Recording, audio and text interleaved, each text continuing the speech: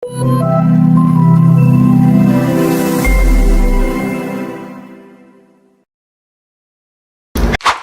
sebelum lanjut jangan lupa subscribe ya.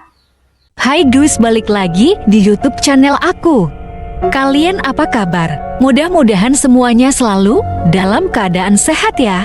Nah, sebelum mulai, aku mau bilang makasih dulu buat kalian semua yang udah nyempetin waktu untuk nonton video aku kali ini. Dan juga buat kalian yang baru pertama kali mampir nih di channel aku. Salam kenal dulu ya. Aku Topeng bercerita jadi karena aku lihat di kolom komen banyak banget nih ya yang pengen aku bahas film horor. Terus makanya kali ini aku udah pilihin satu film horor Thailand yang seru banget dan waktu itu sempat viral juga. Judulnya The Mate. Di film ini cerita horornya bukan cuma hantu guys, tapi ada psikopatnya juga. Jadi cocok banget deh buat kalian yang suka film-film serem.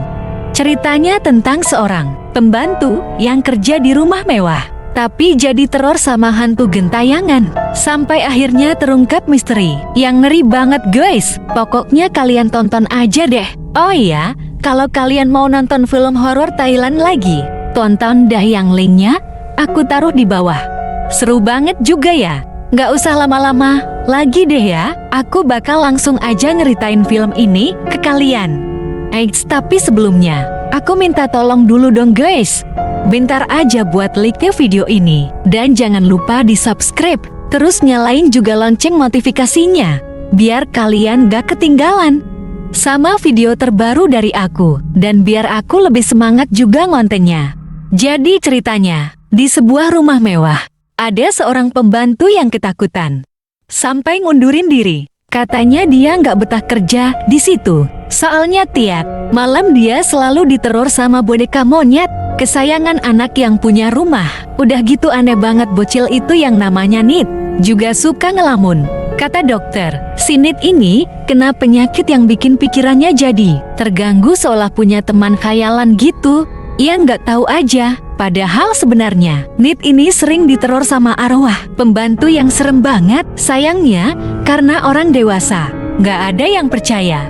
Nit cuma bisa mendem dan akhirnya jadi sering ngelamun. Beberapa hari setelahnya, akhirnya datang pembantu baru nih, namanya Joy. Di hari pertama, Joy diajakin keliling rumah sambil dijelasin tentang pekerjaannya. Udah gitu selama kerja nanti, Joy bakal tinggal di sebuah pondok yang ada di belakang rumah.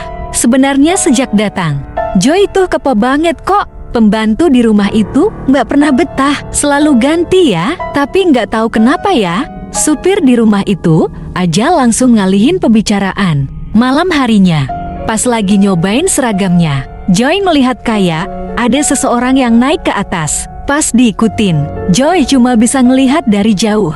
Karena dia yakin sosok itu bukan manusia, Joy terus-terusan diteror. Sampai akhirnya dia tersadar kalau itu cuma mimpi. Nah, keesokan harinya, Joy akhirnya ketemukan nih sama nyonya rumah, namanya Nyonya Uma. Karena masih baru, Joy kelihatan semangat banget mau kerja. Sementara Nyonya Uma kayak biasa aja, seolah yakin palingan Joy nggak bakal betah deh kerja di rumah itu. Setelahnya Joy mulai ngelakuin tugasnya di rumah itu, ngurusin keperluan Nit, beres-beres, nyuci baju ngerinya. Tanpa Joy sadari, arwah pembantu yang sering dilihat Nit muncul di mana-mana seolah kayak ngawasin. Malam harinya, bikin merinding sih arwah pembantu itu. Tiba-tiba aja nampakin diri di depan Nit dan Joy. Setelahnya Joy ngobrol-ngobrol sama Nit, dia jadi tahu kalau selama ini Nit sering diganggu hantu tapi nggak pernah ada yang percaya. Joy nemenin Nit sampai tidur.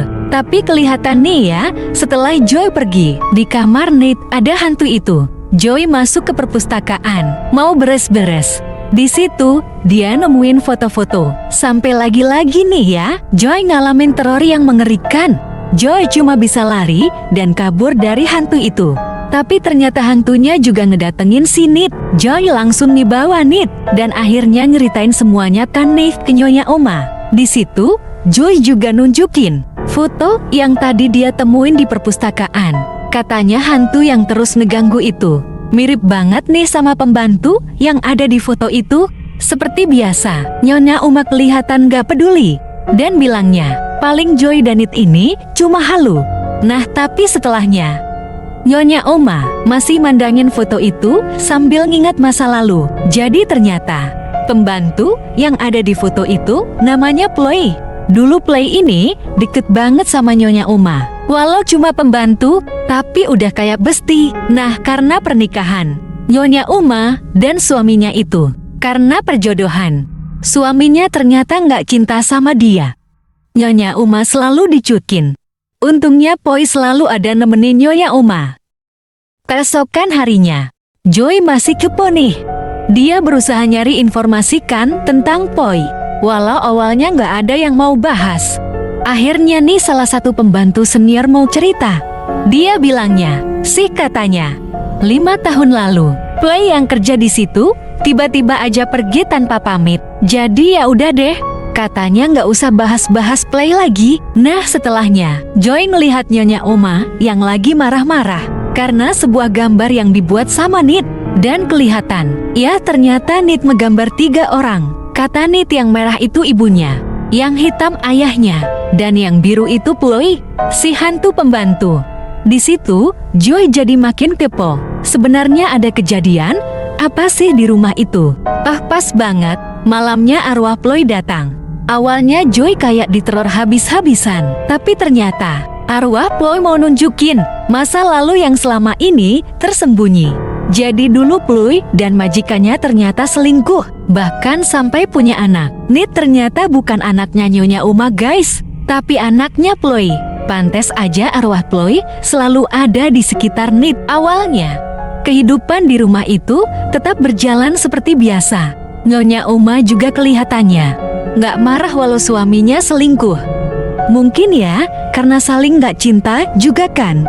Setelah ngelahirin Nit, Ploy tetap kerja di rumah itu.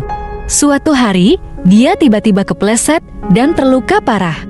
Bukannya ditolongin, Nyonya Uma malah ngebiarin. Kondisi Ploy semakin memburuk diam-diam. Ternyata Nyonya Uma sebenarnya cemburu, tapi nggak pernah ngungkapin. Makanya di saat ada kesempatan, Nyonya Uma merintahin pembantu senior, supir semuanya kerja sama nguburin Ploy.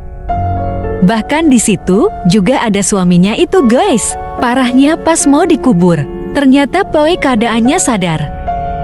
Jadi sebenarnya dia cuma pingsan. Tapi tetap aja mereka ngubur Ploy hidup-hidup. Dan sejak itu, Nit diambil alih jadi anaknya. Nyonya Uma di situ juga terungkap plot twist ya. Ternyata sebenarnya Ploy itu kakaknya Joy. Waktu kerja di rumah itu, Ploy selalu ngirimin surat, tapi tiba-tiba ngilang gitu aja kan. Jadi setelah tahu kebenaran tentang kematian kakaknya, tekad Joy bulat buat balas dendam. Lanjut nih ya keesokan harinya. Hari itu tuh ulang tahunnya Nyonya Uma. Di rumah megahnya, diadain pesta besar-besaran. Acaranya rap banget, banyak orang-orang kaya yang hadir di tempat itu.